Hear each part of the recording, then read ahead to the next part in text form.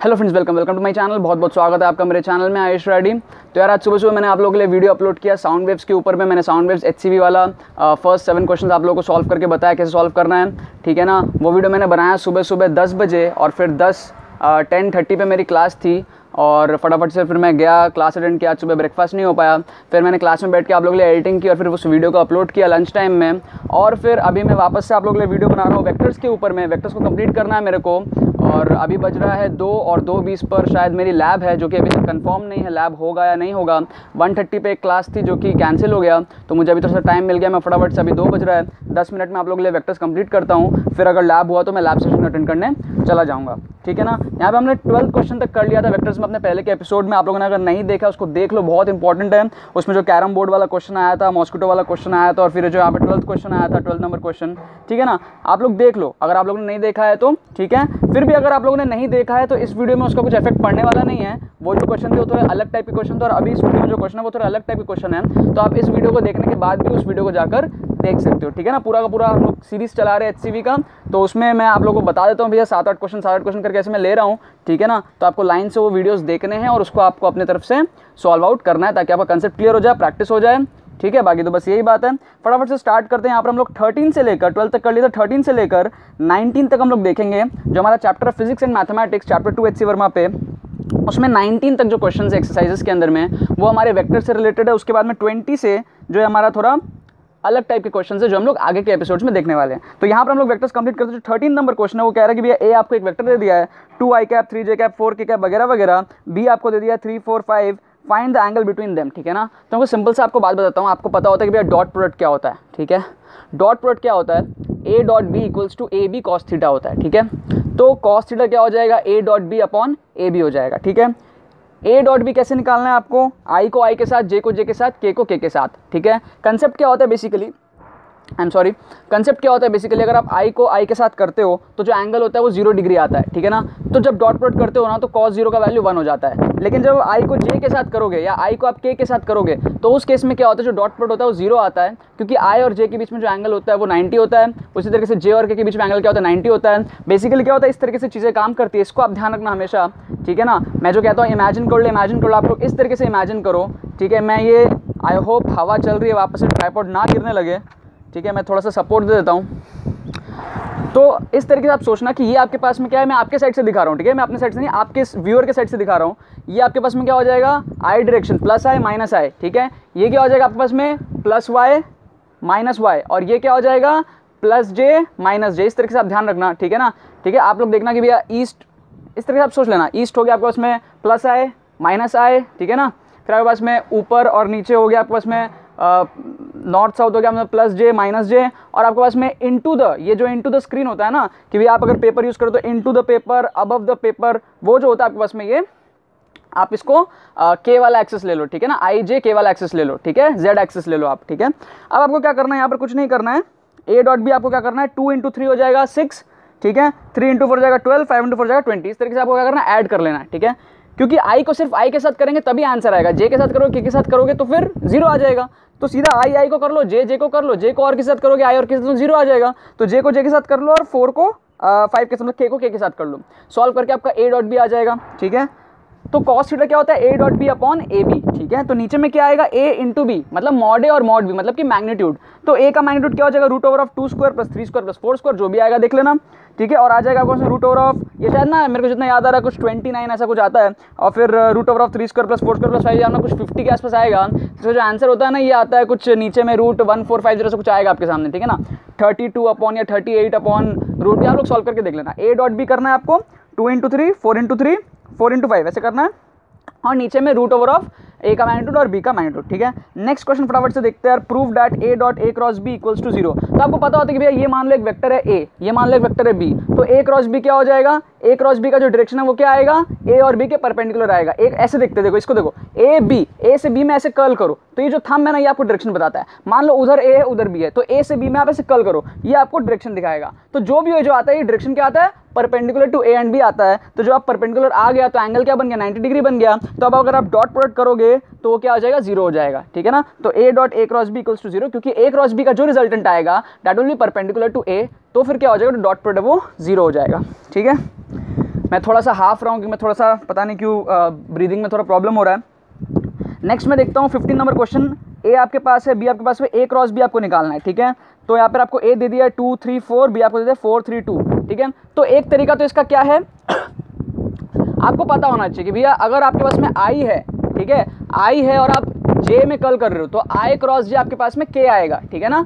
आई cross जे आपके पास में के आएगा, ठीक है। अगर आपको ये सब चीज़ें पता है तो आप तो नॉर्मल तरीके से कर सकते हो, मतलब कि आप क्या करो 2 3 4 और 4 3 2 इसको आप ना प्रोडक्ट की तरह देखो। आप क्या करोगे, आई को आई के साथ करोगे तो 0 हो जाएगा, क्योंकि इस पर एंगल कितना है, आई का 0 है, तो साइन क्रॉस प्रोडक्ट में क्या होता है, साइन आता है, तो साइन 0 0 हो जाएगा।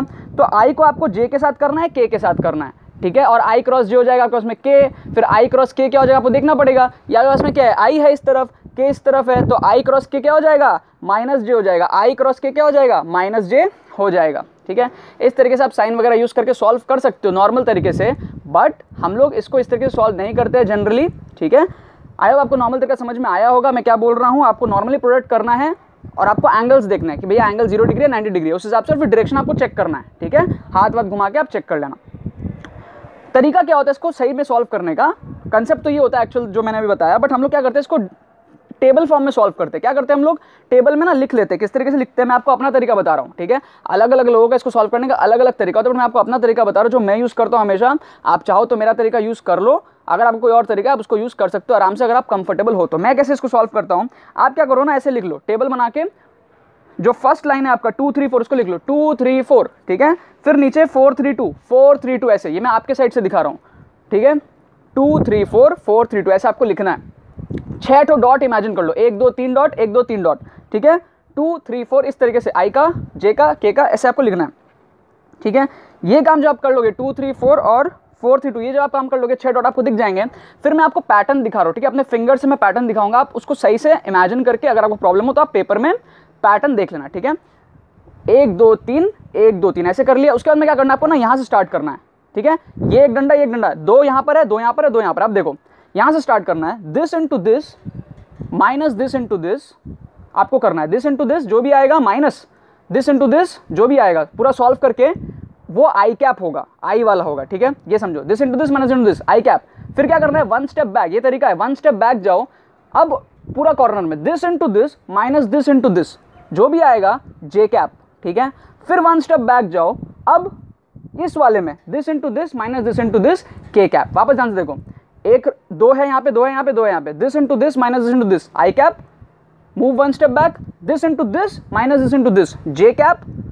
Move 1 step back, this into this minus this into this के कैप। इस तरीके से आप सॉल्व कर सकते हो, ठीक है।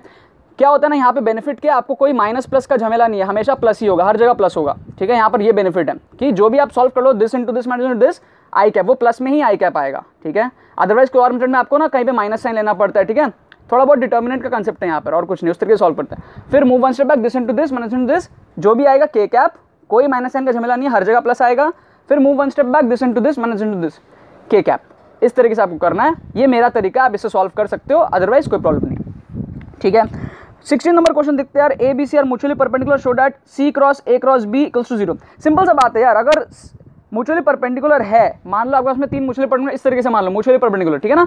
ये इससे परपेंडिकुलर, ये इससे परपेंडिकुलर, सब एक दूसरे से म्यूचुअली परपेंडिकुलर है, सब आपस में परपेंडिकुलर है। तो अगर आप ए क्रॉस बी करते हो, ठीक है, मान लो आप ए क्रॉस बी कर रहे हो, मान लो ये ए है, ये बी है और ये सी है, तो ए का डायरेक्शन क्या इधर है, बी का इधर है।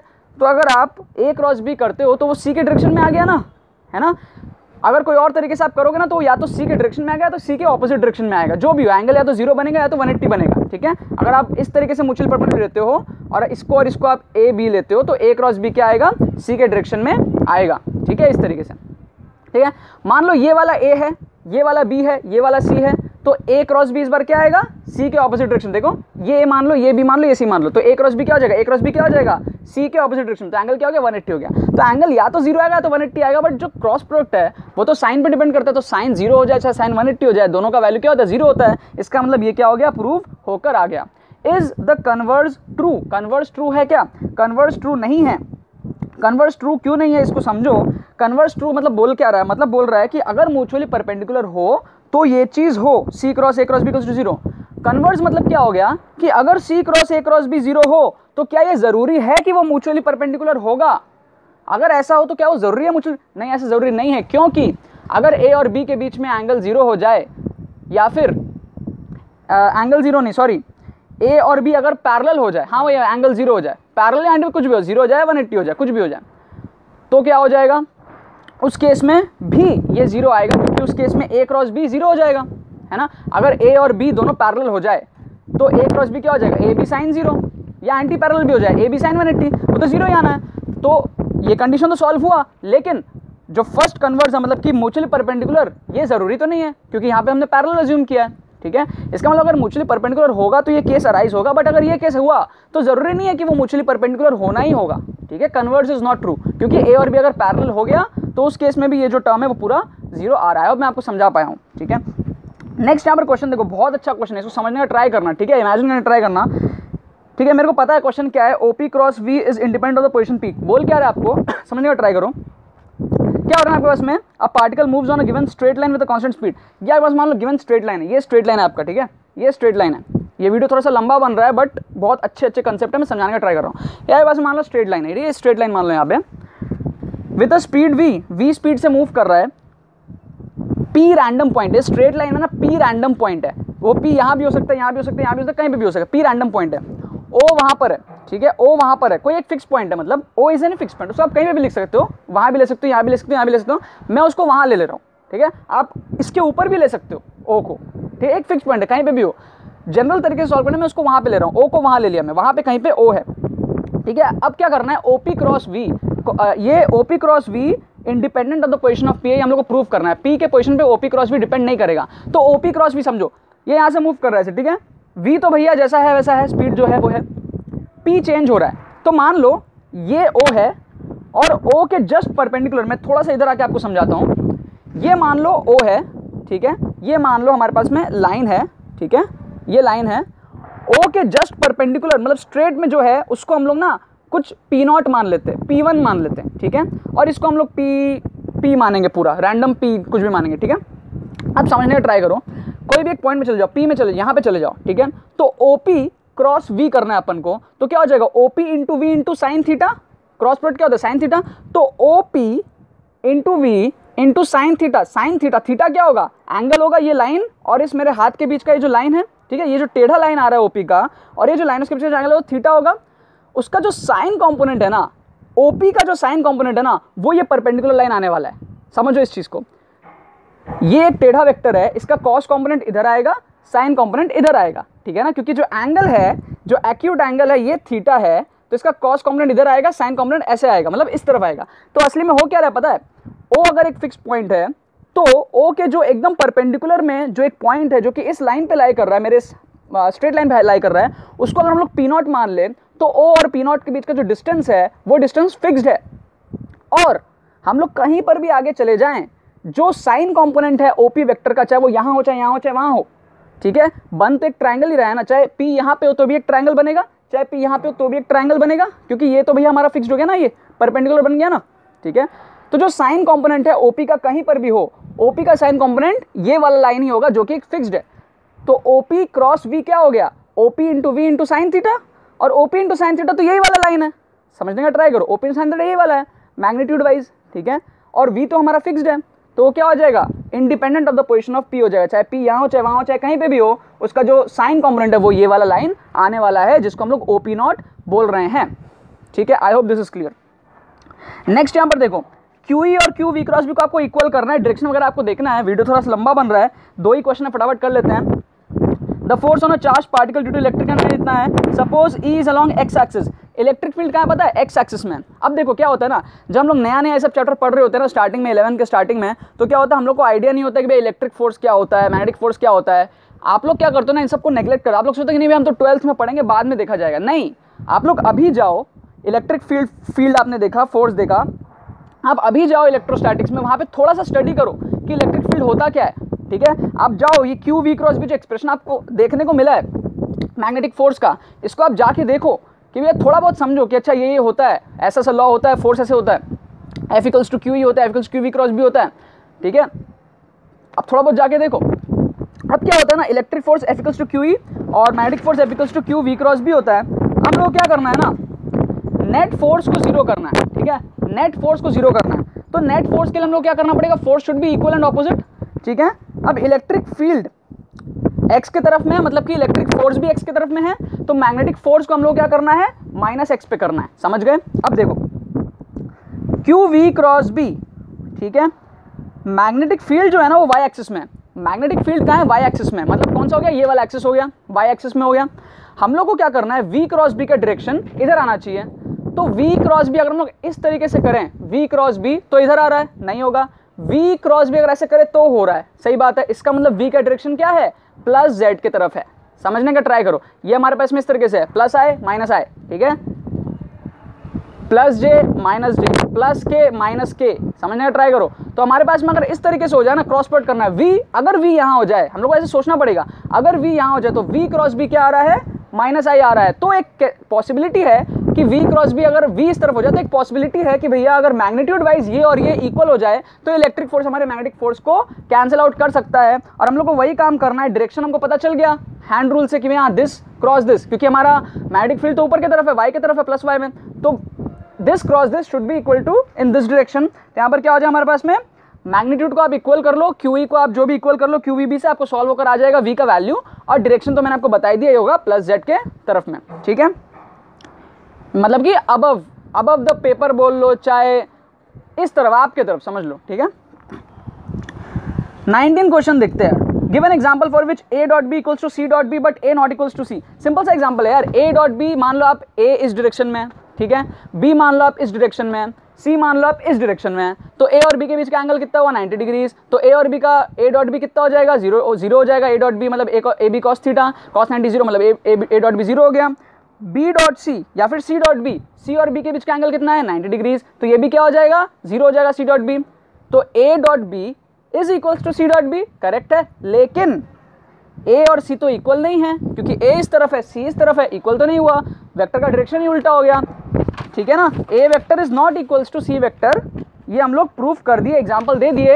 एग्जांपल ये हम लोग को बस थोड़ा एक्सप्लेन करना है, ठीक है। ऐसे क्वेश्चन हालांकि आएंगे नहीं कभी, कॉम्पिटिटिव एग्जाम्स में तो नहीं आएंगे, बट आपको कंसेप्ट पता होना चाहिए कि भैया A वेक्टर इधर है, B इधर है, C इधर है। तो ऐसे केस में A डॉट B और C डॉट B इक्वल हो रहा है, लेकिन A और C दोनों सेम नहीं है। या मान लो A इधर है, B इधर है और C इधर है, मान लो, तो A डॉट B क्या हो रहा है, B डॉट C के इक्वल आ रहा है, लेकिन A और C इक्वल नहीं है, ठीक है ना।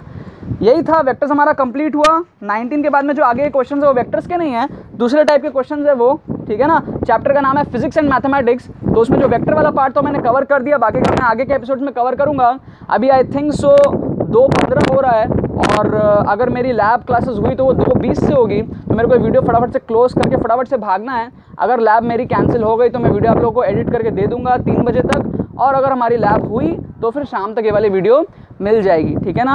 आई होप आपको वीडियो पसंद होगी, आपने कुछ सीखा होगा, आपने कुछ सीखा तो वीडियो को लाइक करना मत भूलना और शेयर करना मत भूलना अपने बाकी फ्रेंड्स के साथ, ताकि वो भी इस प्लेटफॉर्म का मजा उठा सके। बाकी तो बहुत बहुत धन्यवाद वीडियो देखने के लिए, बने रहिए।